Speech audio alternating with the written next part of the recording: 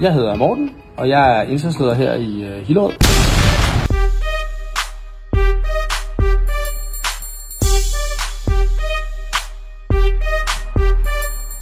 Og i dag der vil vi lige præsentere indsatslederbilen for jer, så I kan se, hvad jobbet som indsatsleder indebærer. Det er jo her, jeg styrer bilen, når jeg skal ud på skadestederne. Det er her, jeg har min skærm, hvor jeg får mine ture på. Jeg har min navigationsskærm, så jeg kan finde vej ud til skadestedet. Jeg har alt mit kommunikationsudstyr her, hvor vi har til vores vagtcentral, til hvor jeg taler med politiet, til hvor jeg taler med holdlederne. Og så har vi en radio, som vi tager med ud af bilen, når vi lander ude på skadestedet, så vagtcentralen altid kan få fat i os ude på skadestedet. Så når vi forlader bilen, så har de altid mulighed for fat i os.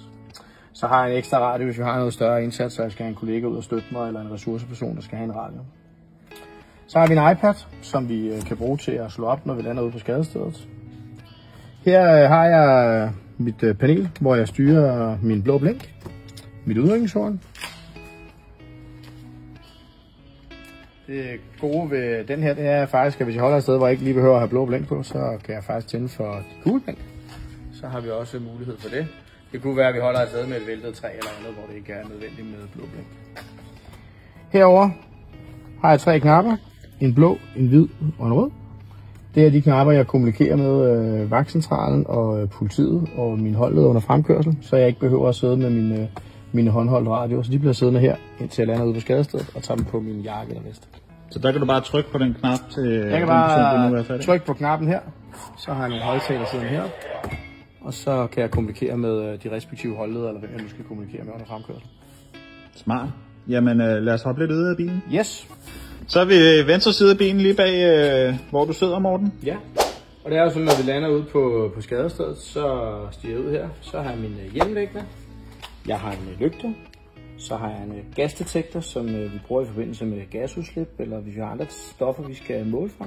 Jeg har mit termisk kamera. Så har jeg min vest. Den tager jeg godt nok på, når jeg kører hjemmefra. Og jeg har også min jakke. Og så har jeg min taktiske mappe. Og så har jeg normalt mine brandmandsstøvler og mine bukser stående her, og dem kan jeg så eventuelt tage på, inden jeg kører hjemmefra, eller når jeg lander ude på skadestedet. Nå, så rykker vi ind bagved, Morten. Så rykker vi ind bagved her. Der har vi fået lavet en kontorplads, hvor vi har mulighed for at sidde og arbejde på en computer. Vi har mulighed for en kollega eller en samarbejdspartner siddende herinde sammen med os og arbejde. Der kan vi gå ind og slå op på forskellige ting ude fra skadestedet. Vi kan sende mails og orientere. Vi kan gå ind og se vejrudsigter og forskellige ting ude på skadestedet. Så det er en god kontorplads, vi kan sidde på og arbejde, hvis vi har en større indsats. Okay, Morten, så er vi kommet om bag bilen, ja. Og der er noget med en taktisk tavle og sådan noget. Kan du ikke lige forklare noget omkring det?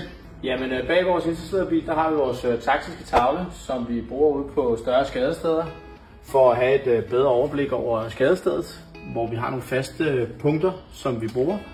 Vi laver en risikovurdering ude på stedet, ud fra det, vi har med at gøre. Så sætter vi et mål i vores indsats. Det er der, hvor vi egentlig gerne vil hen med det, vi indsætter vores brandmandskab til. Målet med indsatsen skal vores holdledere og brandfolk selvfølgelig kende. Har vi et mål med indsatsen, om vi ikke skal bruge så meget vand, så er det jo meget rart for dem at vide det. Så vores taktiske plan, hvad der skal ske. Nogle tegninger.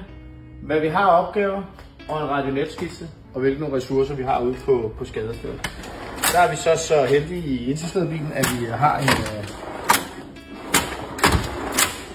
der er mange kasse med nogle brikker, som vi kan sætte op på vores taktiske tavle. Og så har vi et overblik over, hvilke nogle køretøjer vi har ude på skadestedet. Det er meget rart som indsatsleder, at vi kan se, hvad vi har af ressourcer ude på skadestedet. Ja, det gør det ret nemt, ja. Er det altid den tavle, den bliver brugt så? Den taktiske tavle bliver brugt, når vi har større indsatser, hvor der er mange ting i gang. Eller hvis vi har, det kan også være mindre indsatser, hvor der er nogle ting, vi skal huske, eller nogle brandledermøder, vi skal holde med vores holdledere.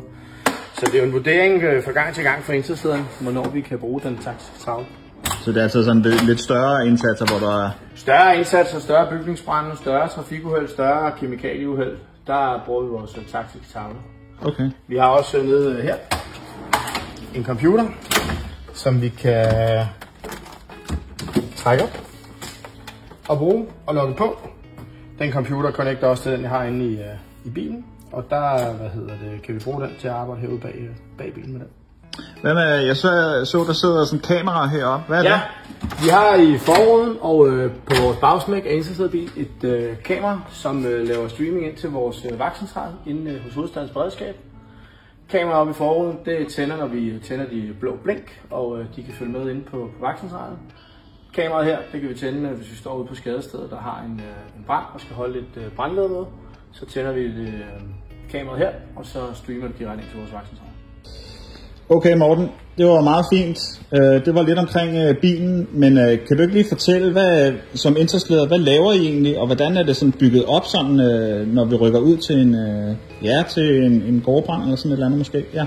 Jamen, det er jo bygget op på den måde, at jeg er Intersleder, så jeg har den tekniske ledelse ude på skadestedet, det vil sige, det er mig, der bestemmer. Så har jeg en holdleder, som jeg uddelegerer min opgave til, og holdlederen har selvfølgelig sit mandskab, som han giver de her forskellige opgaver. Intersleden har som sagt det tekniske ansvar ude på skadestedet. Det vil altså sige, det er ham, der er den tekniske leder i samarbejde med de to andre sektorer, som vi samarbejder med, som er Intersled Politi og Intersled Sund. Det vil sige, når jeg lander ude på skadestedet, så skal jeg lave min situationsbedømmelse og indsætte min holdleder ude på skadestedet, og derefter skal holdlederne indsætte mandskabet. Intersleden er også ham, der tilkalder ressourcer ud til skadestedet, sørger for, at vi har de styrker, vi skal bruge ude på skadestedet i forbindelse med for eksempel en stor gårdbrand, hvor vi måske har brug for lidt flere styrker udefra. En stor brand i en industribygning eller et eller andet, der har vi måske behov for nogle flere ressourcer. Vi har måske også behov for noget mere ledelsesstøtte ude på skadestedet, og derved kan jeg tilkalde en kollega. Det var en præsentation af vores Intersled og vores Intersled-bil. Hvis du følger med her på siden, så kommer der yderligere det næste stykke tid af vores mandskab og vores køretøj på stationen. Vi ses derude.